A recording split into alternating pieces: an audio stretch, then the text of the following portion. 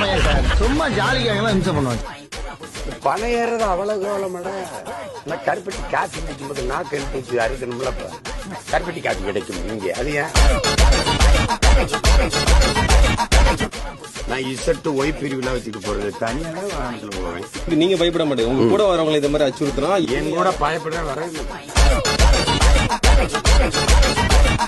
பெரியார் தான் படிக்க வச்சார், பெரியார் தான் படிக்க வச்சாருன்னு ஒரே ஒரு பணம் ஏறி இறங்கினேன்.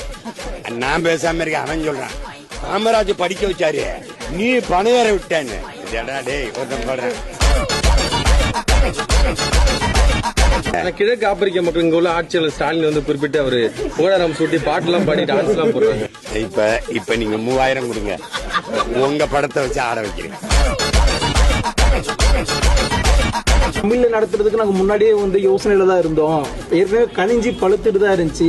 இப்ப நீங்க வந்து புகை போட்டவன் நான் தான். இல்ல அதெல்லாம் நாங்க பண்ணிடுவோம் அப்படின்னு சொல்ல வேண்டியது என்ன? இதுதான் கணிகிறதா? தமிழிலும் அதான் கணிகிறதா? ஏணி படி வச்சு ஏறிட்டீங்களா? அது ஒரு குறையா சொல்றாங்க. இந்த பணியில ஏறன்னு சொன்னேன்.